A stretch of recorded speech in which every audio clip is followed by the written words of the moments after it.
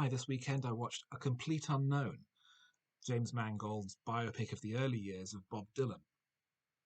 The legendary musician started out as a little-known folk musician taken under the wing of Pete Seeger, who was a major figure in the folk revival of the early 60s. He soon became enormously successful, but he was champing at the bit to expand his own musical range, in particular moving on to electric instruments, which were very much persona non grata, so to speak, among the folk community, culminating in his performance at the Newport Folk Festival, where the audience almost erupted in violence at the prospect of him playing an electric guitar.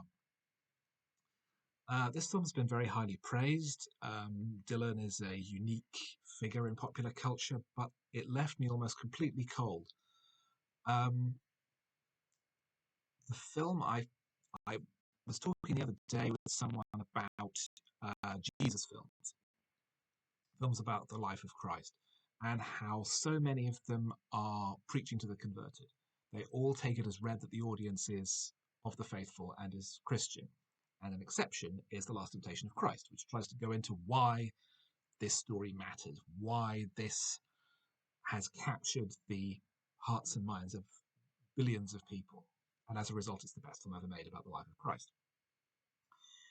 A Complete Unknown does the same thing about Bob Dylan. It assumes that the audience is a fan that accepts him as a great figure. I know very little about Dylan. I know a few of his songs. I don't really know the words. I need it to have explained to me and shown to me why he is a great man, why he is a great musician. And the film never bothers doing that. Instead, it makes Dylan a complete enigma, as the title suggests. It seems like they've got the title from one of the lines in a Rolling Stone and then worked from there, because we never find out anything about Dylan. We find out very little about his background. We find out little about his interiority. Although Timothée Chalamet's performance as Dylan is a very impressive mix of mimicry and um, genuine acting, we see that it's not just superficial. There is a lot going on behind the eyes, but we never find out what that is. And the superficiality of the story and the huge liberties it apparently takes with established fact make it hard to take seriously. A big issue is the fact that it is so cliched.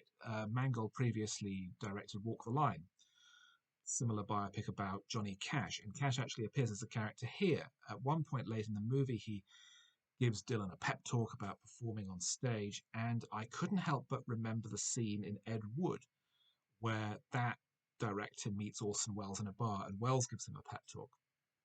And that scene is completely fictional, but it's played totally straight and totally serious, made all the more absurd by Wood at the time being in full drag, and Welles not acknowledging this at all. So it's recycling cliches that were being undermined 30 years ago, and with the release of the Weird Al Yankovic biopic a couple of years ago, which comprehensively destroyed the traditional music biopic in terms of the ups and downs and the format of these particular movies, and the extremely loose relationship they have to reality, as that film ends with Yankovic being assassinated by a hitman hired by Madonna. Here we have very fast and loose relationship with the actual facts. The fabled shout of Judas at Dylan when he played on stage was actually took place in Manchester and not in Rhode Island. So it's a film that never gets inside the head or the appeal of its central character. It's very loose with historical fact, and it sticks very closely to very tired formats. And I really struggled to see why this should matter. I mean, we're told at the end Dylan would record 55 albums and be the only songwriter to win a Nobel Prize for his work. And I never understood why. I never felt why any of this was important.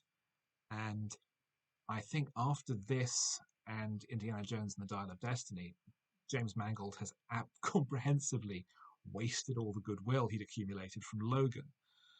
There is a good performance by Timothée Chalamet, he'll probably get an Oscar nomination and not undeserved.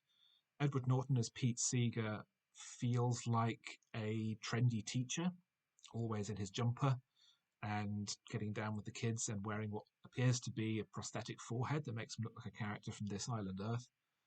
It's just very bland and rote, and it's a dull boomer biopic that I would expect from Ron Howard or Robert Zemeckis. This sort of thing shouldn't be nominated for Oscars.